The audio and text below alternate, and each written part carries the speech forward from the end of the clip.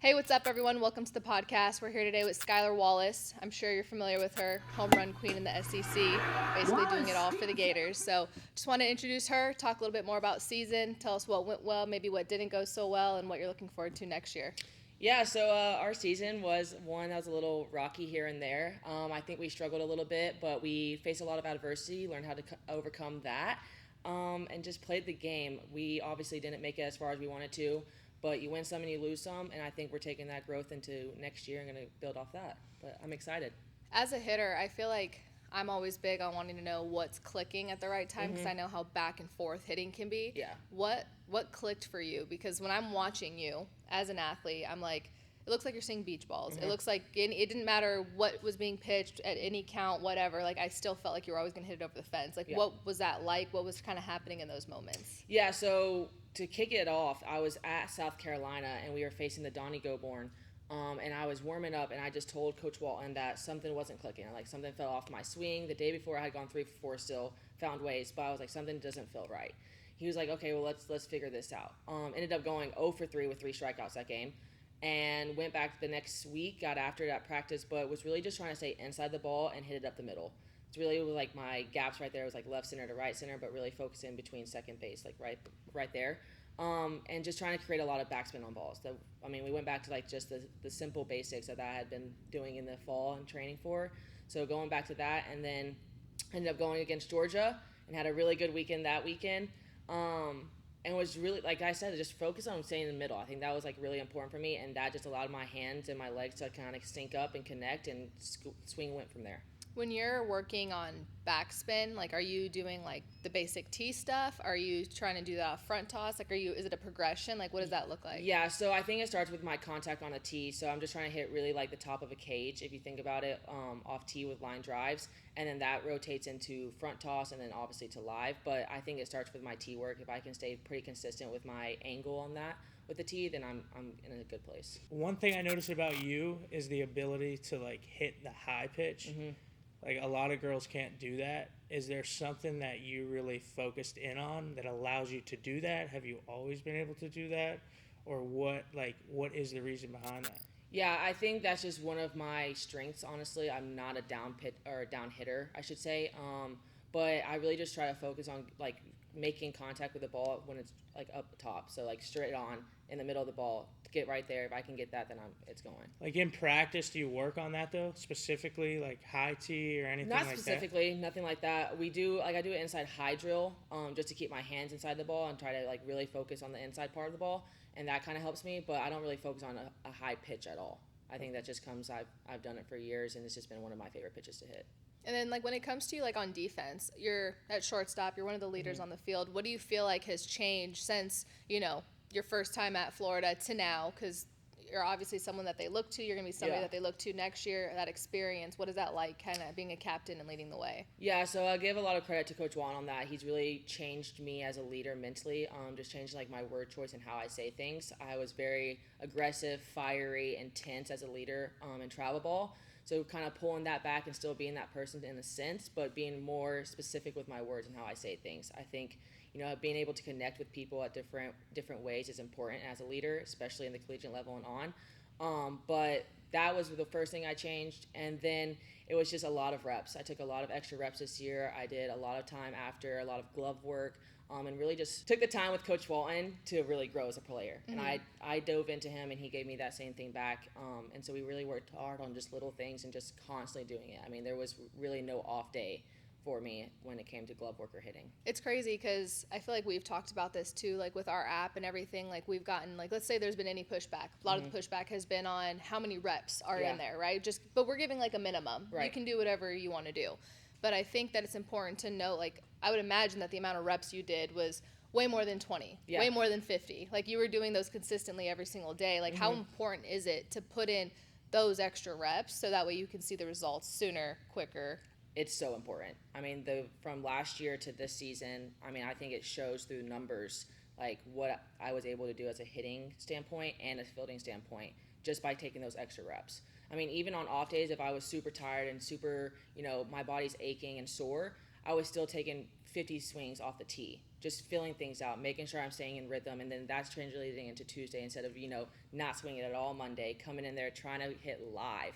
I mean, that was hard for me to do. So I think going from like just simple swings then to now, I mean, it translated, and you can see it through the numbers. That's the biggest gap that we see, like she said, with this app, is we're getting a lot of emails on girls saying, hey, we're at the field for like 2 hours. Like, this is a lot. Yeah. But it's like, hey, this is what the best players in the world are doing. Yeah. So, like, if you want to do that, you better get with it. Right. So I that's wish cool I would to have see. listened to people back when I was younger saying, like, hey, if you just do this, this is going to lead to huge success, instead of learning it when I came into college. I think that would have been a huge difference. Yeah. So, 2 hours is a lot, but if you want to be the best player and you want to be good, then that's what it takes. Yeah, especially, if you want to go to a top school. Right. Like, if you want to play in the SEC, you want to go to any top Division I university. Like, granted, yes, you have the 20-hour-a-week rule. Yeah. But coaches also highly advise that you put in extra work with your teammates. Absolutely. And, eventually it just becomes like, this is my group. We're going to go get extra at whatever point. So I just feel like this app is literally telling you what you need to do, what the best are doing or have done. So it's like there's no gray area. Yeah. It's either you do this or you don't. Yeah. And if it's too much, then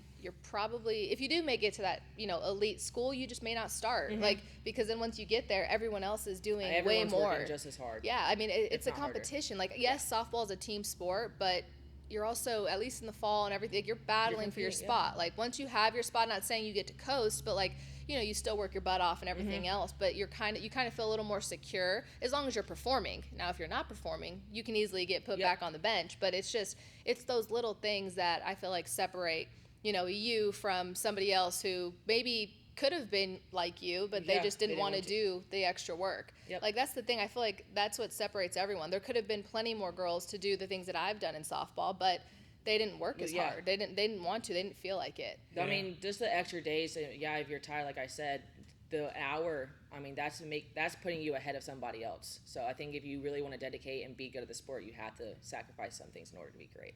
Yeah, I want to go back to what we said before that. We briefly touched on leadership, like your leadership qualities, just watching you play. I didn't get a chance to watch you ever play live, but I know you have this. It's like the team just rows around you. You know what I mean? Like, when you're up, you could see everybody up in the dugout, like, knowing something cool is going to happen. What, in your mind, makes a good leader? Like, how did you develop those leadership components? Is it simply just being a good player and then the team rows around that? Like, what if you're not, like, at that level? Like, say you're on a crappy team. You know what I mean? You need to get things going. A young girl tries to step up, try to develop a leadership role. Like, how do you go about doing that? I think one is knowing your teammates and being able to connect with them and how they are. But two, it comes from like the practice and then the work that you put in. You're not given respect, you have to earn respect. So same thing with working hard. If you want to be a leader, you got to work hard and show everyone that you want to be the leader and you want to work hard and be that person. You just don't, it's not given to you. And then just, being supportive. You're constantly communicating, you're constantly working hard, you're hustling. I think those little things that, start at a young age, that puts you into the position to be the leaders when you're older and through all that time. So I think that's where it comes from. And obviously coaches help and players help and all that, but I think that's where it comes from, is practice and just them seeing you put in the work. Yeah, leading by example. Yep. Yeah. Not I feel faking it. I'm sure this probably happened like you with Tim too, but like one thing that like Hutch always talked to me about was, it was like, hey, I don't need you to get any better. Even though I was still always trying to perfect my craft. It was like, that was always like our end of the year talk, like up until I think my junior year is when it finally clicked for me. But up to, like, freshman, sophomore year, she was trying to get me to be one of the captains, one of the leaders. And like, I wasn't quite there yet. I tried to be, it just wasn't there. Right. And she's like, I need you to make everyone else better. And I'm like, how do I make other people better? Yeah. Like, how am I supposed to make them compete how I do? Right. And so part of it was leading by example. So it's like, as long as, if I set that standard in practice and in games, then it's like, that was the expectation now. And then it's like, if they weren't meeting that expectation, then it would make them individually feel like they weren't doing enough, which is kind of what you want. Like, you want them to feel like they need to get to your level. Absolutely. So, but you also have to bring them with you in a sense too, which was where like I needed help. Cause like I would go hit extra, I would go do all the extra, and then Hutch would come in and be like, where's your team? And I'm like, oh, I don't know. Yeah. So she's like, well, drag them in with you. And I'm like, to me at first, I'm like, I don't want to drag them in. Right. Like, if they don't want If it. they don't want to, they're not going to make them. But then eventually it was like, if I saw a girl struggling or she needed help with her swing, I'm like, hey, let's go hit. Like, let's take some swings. Like, there was a girl who, I don't even remember who it was. It might have been, I don't know if it was CeeLo or somebody else. Somebody had like weird like outfield yips at one point where they like couldn't catch a really high fly ball. So we stayed after practice because the coaches couldn't stay because of the 20-hour rule, and we just launched pop-ups like as high as we could into the air and made her catch them until she was confident in it. And sometimes like that's the leadership side kicking in. So I just feel like sometimes you have to hold, it's hard because you have to hold yourself to a standard and you can't ever really slip. You try to stay consistently there so then no one looks at you like, oh, she only does it sometimes. Yeah. Because it has to be consistently very all the time. Because yeah. if not, then otherwise you're like a half leader. Yep. You're like, you lead when it's convenient for you, and you don't want to do that because then no one's going to follow that or respect that. Yeah, like when the going gets tough, you need to stick to it. But it's like every elite team out there, you can tell that, okay, there's a player on that team that these guys just all rally around, or these girls. You know, like you look at LSU baseball play right now, it's Dylan Cruz. Of course, he's the best player on the team, but like I've heard guys on his team say he doesn't say much, but he's in the cage every day, 2 hours before games. Like when you think you're getting there, when other people aren't working, he's in the cage working. Well, that's what's cool. There's so many different ways to lead. Because so many times, like especially I think women, they're like, oh, I'm not the most vocal. Or sometimes women take things super sensitive. Like that's why you have to learn how to talk to certain athletes. Like especially I think when it comes to like women in sports, like our coaches hone in on, hey, you got to figure out how to talk to her as opposed to her. Because the head coaches are doing the same thing. I had pitchers that I could go in and I could ream them and be like, what, like going in. Yeah. And that's what she needed. Yep. But then there's another pitcher where she may have needed to be, like, I don't know what other word to say, but like just a little more like babied. Like, you're good, you're fine. Like, kind of give her that reassurance that everything's going to be okay. And that was like her reset of like calming down. Because instead of her getting out and crazy, she's like, okay, let me like get myself back together and then get this girl out. So it's just interesting because there's so many different ways to approach different athletes. And it's just funny because, like, I'm the one who, like, I'd rather you yell at me. Yeah, like, if you say something nice to me, I'm probably like, whatever. What? Like, no. Like, I don't care. Like, I want to win. So it's funny because, like, that's where you have to, like, pay attention to different athletes. Like, Hutch used to do it to me all the time. She would piss me off for no reason. I think I struck out, like, 3 times in a row one time, and she came up to me and was like, are you okay? And I was like, rude.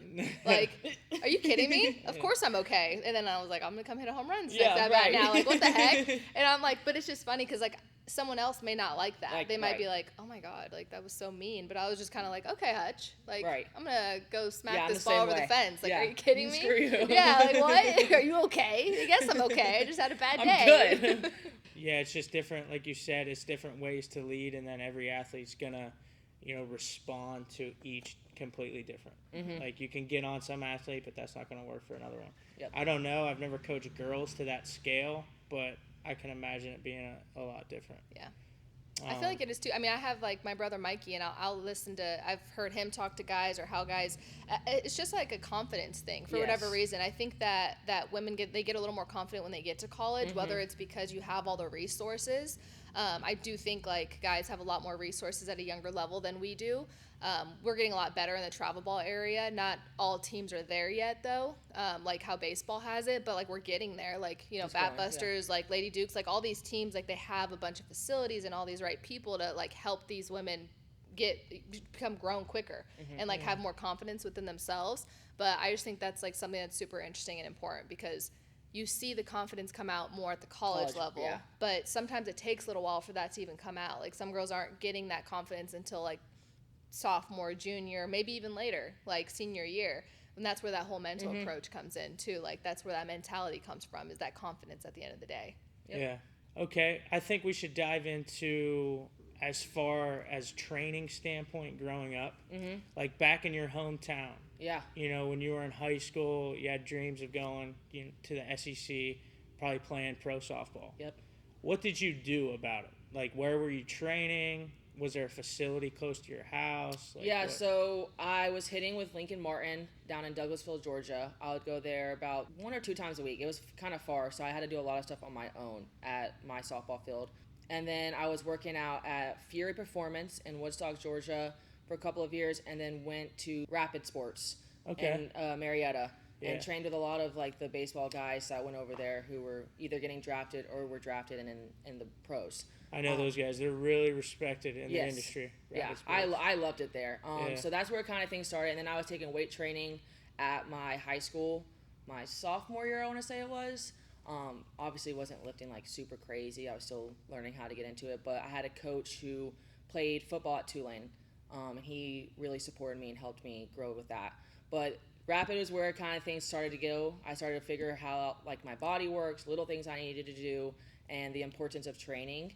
And then went from there. Went to college, went to Alabama first, had Michelle Dilt as my strength coach. And then I would really say I started to like training and developing like what I need to do and learning about it. I guess it was my junior year, you say. After I transferred from Florida, or from Alabama to Florida, that's when I really started to dive into it and learn it for myself. Okay. So all that recent, but back in high school, you're sprinkling it in. Did you know the importance of it back then, or? I did, but I didn't know how serious and how much it actually mattered. Like, I had heard about it, I'm like, oh, this is important. Yeah, I need to do this. Yeah, okay, like, I'll do this. And then kept going. I was like, okay, like, I'm seeing huge differences now from, like, my junior year to my senior year in high school, and then from there on. Yeah. So I figured it out. It just took me a minute. I think that's what's crazy. Like, I think that's where a lot of travel ball players, like, it's a lot easier to go out and do the reps, like the softball reps. But then when it comes to, like, conditioning or like strength training, like you're like, this makes me sore, it makes me tired, like it hurts, like it's not the most comfortable thing, but it's necessary to develop and to get better. And I feel like, because people will ask me like, well, how did you know you were going to start at Michigan? I'm like, I didn't, but I felt very, very prepared for that. Like, like I was doing, we had a strength coach, like again, I wasn't doing anything crazy, and anything that was like, you know, I was doing squats, but no, I'm not squatting like 3 plates on each side. It was, you know, like 25s maybe on each side. Like, I was doing what I could do. I was scaling it to me, the athlete, because you are still developing. However, that doesn't mean you just wait to develop when you get in college. Like, you got to start somewhere, because otherwise you're behind. And we talked about this too. Like we don't want these athletes that have the ability to come in, start, and make an impact right away, just have their freshman year be a wash. Like me, it's just my development year. Why? Like, why are you want to waste a year? Why not go in and just have an impact right away and I play? think it takes so much pressure off if you already are prepared for that, than going in and be like, okay, now I have to learn like my schedule, what the team looks like, lifting, eating, all of that. I mean, it just, if you already prepared for that in some way, it's taking pressure off. So why not start now? I bet you anybody watching this is probably like, what does she mean eating?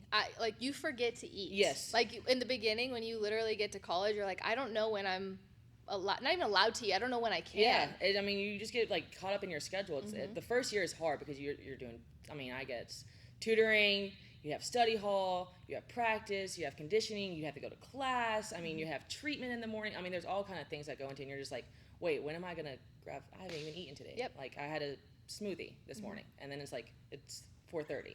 Like, where did time go? So, yeah, I mean, it's hard. So taking that pressure off and starting things now that you can get ahead of, it's important. How important was, like, obviously the eating, but, like, how important was, like, training in season? Like, what did your in-season training look like? I'm sure it wasn't as crazy, but I would imagine you were doing something. Now or in high school? Maybe not so much in high school, but let's talk about more now. Okay. Go like a weekly routine, even if it's, like, outside of what the team did, like what you did. Okay. This past season, we were lifting twice a week and doing weights. So we would do our normal lifts, so some squats, some RDLs, a dumbbell alternating bench, and then like some band walks and a little bit of band work for our shoulders. And this is in season, just to clarify. Yeah. Okay, just want to make and sure. And so that was in season, and you can kind of control the weights for there. So like one day I could be pushing like 225, and one day I'm like, I'm gonna go 135. Like my hips are tight, I'm a little sore. Let's just do the reps and fill that out. And then 2 other times a week, I was going to my gym at my apartment complex. I was walking on the treadmill, doing like 8 to 10 sprints on there, calling it good, do some abs, and be done. I'd go to practice after that, and then I would do like Pilates once a week if I could, twice a week if I really could, if I was feeling good and things were going right. But usually I would try to do that once a week, and usually I would do that on like my off day. Kind of get some movement. I liked it a lot because it was a lot of small muscle groups. I wasn't doing weights, and it wasn't like making me sore or super tired, but I was getting a good workout in with time and retention. So you're doing supplemental training 4 or 5 days a week in season. Yep. And that doesn't include, going to the field, BP, early work, practice, all that. That's just all on your own time. That's outside work. Yep. And that's what it takes. Yeah. You know what I mean? The majority of girls in here that I've dealt with, we've had, over 100, like, in and out of this facility over the last couple of years. A lot of them just simply don't do anything during the season. Like, they'll just, hey, Summers, I'm canceling my membership during the season because I can't get in, I can't train. I don't want to be sore for games. Yeah. But we need to like let them know that, hey, that's how you adapt. That's how you stay strong throughout the season. And stay healthy. Yeah, and stay healthy. The back's going to start feeling a whole lot heavier towards the end of the year if you're not doing that. Right. But it's that activation too that you talk about, right? Like, this is crazy because I'm 29. I'm a professional athlete, and I feel like training has evolved so much from college or from travel, college to now, even throughout my time as a pro. Because I've been a pro now for like 7-8 years. I don't even know. I'm freaking old. But it's just like, activation was never like a talk, and now it's a big thing. Huge. It's huge in college, in travel, and in pros now. But what's different is like in pros we don't have those resources, which is why like this partnership with you has been so cool, because it's like I don't have access to a trainer outside of that. Like, it's not provided for us in the pro league. It doesn't matter what league you're in, it's just not provided in that sense. And so that's where it was like, when you were teaching me about the activation stuff, I'm like, wow, my hips, my knee feels so much better when I do these things before. And like before I was so nervous with my knee, like I was like, oh, I just always need to keep it loose. Like that's what's important, is keeping it loose, not getting tight, which is important. But like I was so focused on that I didn't focus on the activation. I didn't focus on still doing some squats or still doing some type of lifting. And by the end of season, my back felt like it was 100 pounds. Like I felt like I couldn't even get off my shoulder. It's as simple as, if you have a flat car or a flat tire in your car, you're going to fill the flat tire up before you drive. It's the same concept. If you're falling into those bad habits, hips are tight, knees aching, you do have to do some activation stuff. So during that game, during that training session, etc., you're going to be, at your baseline. That's the whole thing. And your nervous system, you got to play around with your nervous system throughout the year. If you're not stimulating your nervous system with those heavier loads, you're going to lose that feeling. And that's where that drag down feeling comes through. It's not playing back-to-back-to-back games. It's because you're not receiving that same stimulus. Your body doesn't know the difference. So it's very important. 2 days a week in season, that'll do, as a team lifting. I would prefer it 3 days a week. You could go 3 full body sessions. You could do an upper, lower, and 1 full body session. There's also a strength coach. He's the strength coach for the Phoenix Suns, Corey Schlesinger. He came out with micro-dosing exercises. So before games, they'll go hit like a potentiation cluster like we do in here, like heavy trap bar, reverse band jump, and then regular body weight jumps. Overload, underload training to a sense with the body. So when you hit that, you'll go into the game, with your nervous system on high. Interesting. So now you're getting your strength working real quick with the heavy trap bar, and then your nervous system feels a whole lot better. And I feel like ultimately that just helps when it comes to, like you said, like you're going into the game and all of those things are now activated. You've already now got those like twitches going and those muscles like ready to fire. So instead of you needing to get warmed up for that, because I'm like, I know we warm up and we hit, in the cage or whatever, but like that's not enough. Like adding a little bit of weight with the medicine ball or like band, any type of resistance, like that resistance training is huge. Like it's just crazy because like I think that I wish I knew about it sooner. Like I wish it was something I knew about the microdosing before the game, because I would have done that this season. Like I didn't even think about that. That's what's so crazy is like that's where I think that's just where like travel ball athletes, but even these college girls that are freshmen, right, that are going into their summer and they're gonna have off, like that's where this training and like what we are providing or what we're just telling them, trying to get them to do, like is important. Like it's not like we're trying to overload you. If anything, we're trying to prevent like the overload. We're trying to prevent you from getting hurt. We're trying to prevent you from getting back to season. And then when they have you dive right in with your conditioning tests and like all these other things, you're not getting hurt.